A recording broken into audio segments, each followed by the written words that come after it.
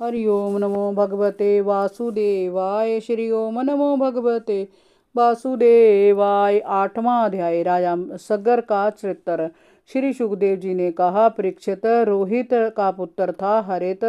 हरित से चंप हुआ, उसी ने चंपापुरी बसाई थी। चंप से सुदेव हुआ और उससे विजय हुआ। विजय का पुत्र भारुक और उसका बरुक हुआ। बरुक का पुत्र बाहुक था। शत्रुओं ने बाहुक से राज्य छीन लिया तो वह वन में चला गया। वन में ही उसकी मृत्यु हो गई। उसकी पत्नी जब सती होने लगी तो महर्षि आरव ने उसे गर्भवती होने के कारण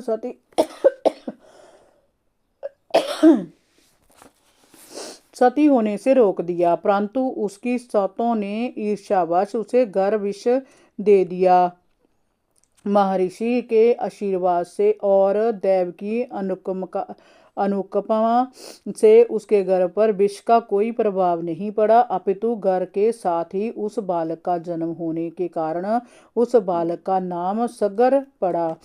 सगर बड़े यशस्वी राजा हुए। वह चक्रवर्ती सम्राट थे। उन्हीं के पुत्रों ने धरती को खोदकर समुद्र बना दिया था। सगर ने अपने गुरु महर्षि औरव के कहने पर उस समय की जंगली जातियों तालजंग, यवन, शक है और बर्बर जाति के लोगों का वध ना करके उन्हें कुरूप बना दिया था। कुछ के सिर मुंडवा दिए, कुछ को दाढ़ी मूछें रखने पर विवश किया, कुछ को खुले बालों वाला बना दिया, कुछ का सिर आधा मुंडवा दिया, कुछ को वस्त्र पहनने की आज्ञा दी, कुछ को मात्र अधो वस्त्र पहनने की, कुछ को लंगोट पहनने को दिया और सारा बदन नंगा रखा।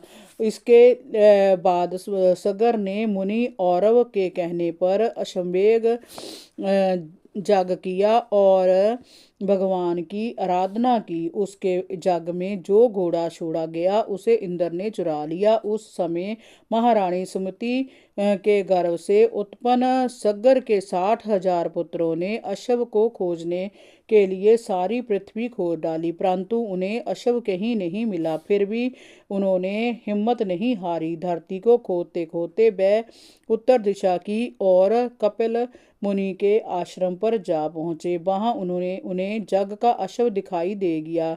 उन्होंने अपने शस्त्र उठा लिए और वह कपिल मुनि को चोर समझकर उन्हें मारने दौड़ पड़े।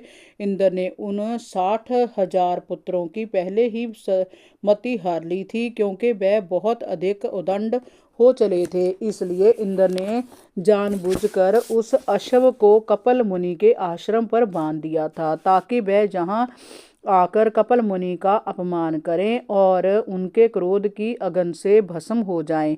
परीक्षित, ऐसा ही हुआ। जब समाधि में बैठे कपिल मुनि पर कोलाहल करते हुए उन्होंने आक्रमण किया तो मुनि की समाधि टूट गई। उन्होंने जैसे ही अपनी आंखें खोलकर उनकी ओर क्रोध से देखा तो उनकी आंखों से निकली ज्वालाओं से सगर के 60,000 पुत्र जलकर राख हो ढेर बन गए। सगर की दूसरी पत्नी का नाम कौशनी था। उसके गर्भ से असमंजस नामक पुत्र हुआ। उसे राजपाट दे से कोई मोह नहीं था। उसका पुत्र अशुमान हुआ। वह अपने दादा सगर को बहुत प्रिय था। जब बहुत समय तक भी सगर को अपने पुत्रों का कोई समाचार नहीं मिला तो उन्होंने अपने पौत्र अशुमान को उनकी खोज खबर लेने के लिए भेजा। वह उन्हें खोजता खोजता कपिल मुनि के आश्रम पर पहुंचा। अंशुमान ने हाथ जोड़कर मुनि को प्रणाम किया और कहा, मुनिवर, आप एक रस और ज्ञान घन हैं।